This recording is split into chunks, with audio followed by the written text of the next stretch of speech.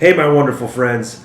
Welcome to the Bradster show. Today, I thought I'd talk a little bit about some parenting advice that has been dropped on my shoulders recently. This past couple weeks, I've been kind of thinking about it a lot, and the Lord has really dropped it in my heart. So I thought I'd talk to you guys about it. James chapter 1, verses 19 and 20 says, "Wherefore, my beloved brethren," or sistren, "let every man be swift to hear, slow to speak, and slow to wrath. For the wrath of man worketh not the righteousness of God." How does this relate to parenting? Well, there's a lot of different ways. Obviously, that this is a really good way to live your life. You want to be really quick to listen and slow to speak and slow to wrath. But let's relate it to parenting. How easy is it for us to get super frustrated with our kids?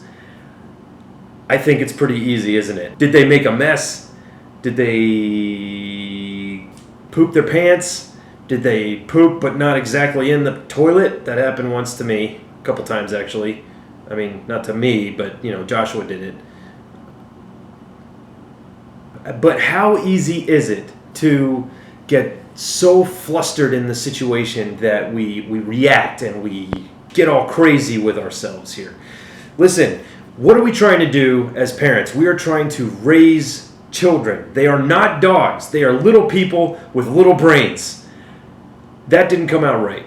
They are little people with big dreams who have smaller brains than us adult brains have.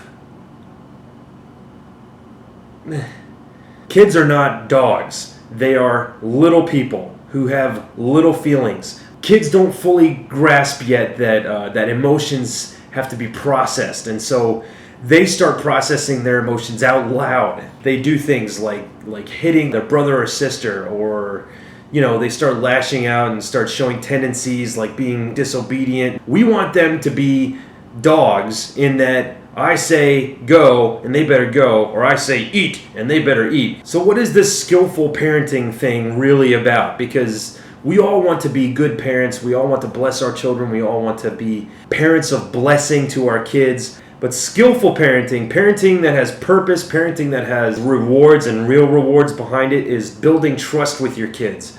Do that as early as possible. How often do our kids want to talk about the most ridiculous things you could possibly think of? I'm talking about, let's say, for example, your kid wants to talk about Minecraft all day. Minecraft is interesting. Or let's say your kids want to talk about, sledding or superheroes or things that girls like to talk about, because my 3-year-old isn't quite old enough to talk about things a lot, so I'm still trying to figure out what girls like to talk about. But I know that my 5-year-old son, he likes to talk about superheroes all the time. He likes to talk about Paw Patrol. He likes to talk about Lego game. We play Lego Marvel superheroes, and we play Lego Star Wars together on my Xbox. He likes to talk about toys, and he likes to talk about toys, and he likes to talk about toys, and he likes to talk about toys.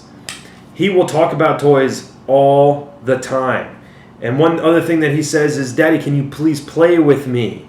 And typically he does say please to that, which is really impressive to me. So when our kids start to ramble on and on about things, what are we going to do? Are we going to say, "I don't really care about what you're saying"? Or are we going to actually pretend to care about what they have to say? To kids, if you even give a couple different words that you're sort of engaging in what they're having to say, if you do that, it's amazing. They suddenly become this wellspring of knowledge that they are knowledgeable and smart and interested in. Even if it's Minecraft, even if it's Lego game, even if it's Legos period. I mean, I talk about Legos all the time. Don't you? But just pretend, even if you're pretending to care, just the fact that you are pretending to care is enough for a child to start getting engaged in you and start getting engaged in what you have to think and what you have to say. Your child might ramble on and on and on for 5 to 10 minutes, but believe me when I say that will be the most valuable 5 to 10 minutes that you could ever give to your child, is giving your ear, inclining your ear to their understanding. Every time that I've done that, Joshua, his face has just brightened up. He starts smiling and he starts jabbing on and on and on and on about something that I can't even remember. I mean, honestly, if you really want to be fun about it, if you really want to keep things interesting for yourself, you could be doing something completely different, but checking in on it like you would be talking to your mother-in-law. Yeah? Uh-huh. Yep. No, sure. Yeah. Oh, yeah, the bacon kind, yeah. See, certain conversations over the phone, sometimes you don't really want to pay attention to them, and so you kind of sort of pay attention and you check in every couple minutes just to make sure that they're still talking about the same thing, because most of the time they are, and so you just kind of, or like you pay attention every 20 or 30 seconds and you kind of repeat the last couple words that they had to say. I don't talk on the phone much, in case you couldn't tell. Kids will value you if you even pretend to value them. But of course, the more often you think that you're pretending to value them, the more that you actually will value them. And you'll start to appreciate what they have to say. Joshua, out of nowhere, will start talking about the things of God. And it catches me off guard because I'm like, I'm not ready to... You're asking me about loved ones who have gone home to be with Jesus and we want to talk about that right now?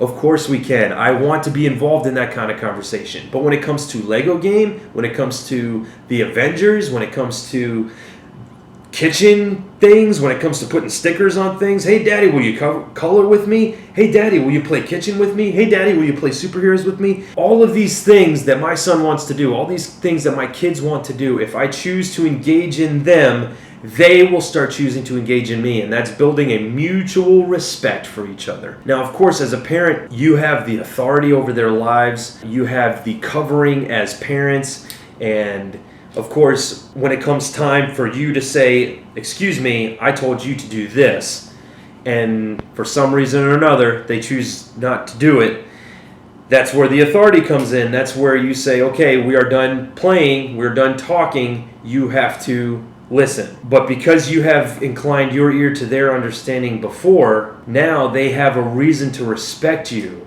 because you have chosen to respect them. Now let's come back to the James chapter 1. Let every man be swift to hear, slow to speak, slow to wrath. How often do we react to things? I confess a little more than I'd like to. But you know, I had an old friend over in Oklahoma when I was down there. His name's Jeffrey. He always used to say a phrase that really stuck with me for a long time, and that was, hold yo peace. And you gotta say it like you're from the South, so you know, hold yo peace.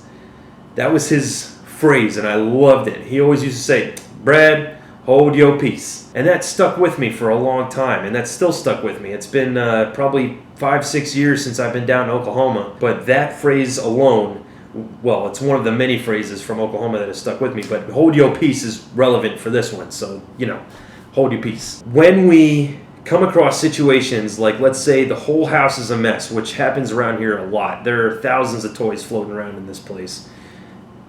Thousands of them.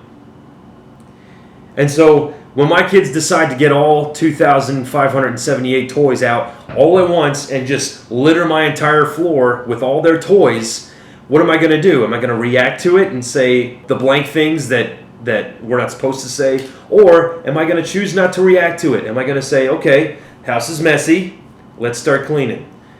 Simple, to the point, calm, holding your peace. Very easy. Of course, I say it's easy, but in the moment, what's going to happen? Inside, a little kettle's starting to boil, and it goes...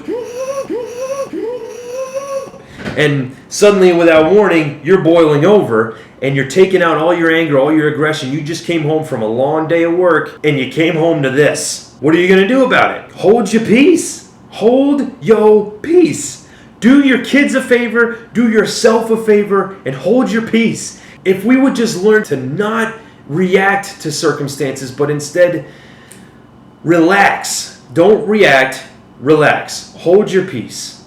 Be calm.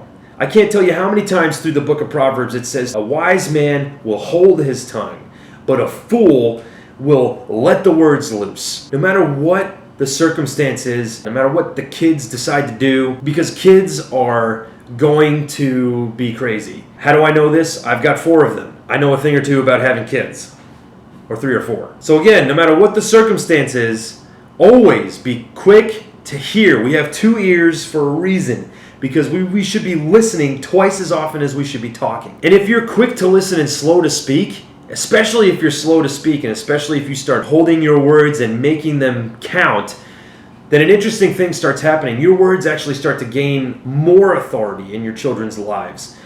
That because you don't have an abundance of words and an abundance of explanations and things that your kids wouldn't really even understand to begin with, instead you are very choosy with your words, and you pick your words very wisely, and you pick your words in a way that edifies them. Even if it's discipline, you can still edify your children if your words are right, and if your words are uplifting, and if your words are carefully chosen. If you react, your words will never be carefully chosen because you're reacting out of emotion. But if you wait for that emotional period to end, now you're cooking. Now you're talking out of the Lord, out of the Spirit. You're using your spiritual language to talk to your children. Why can't we do that more often? Our children should know what a spiritual person is supposed to be. It's one who chooses their words wisely. It's one who chooses their words carefully, and carefully looks at their words and examines what they have to say before they say it.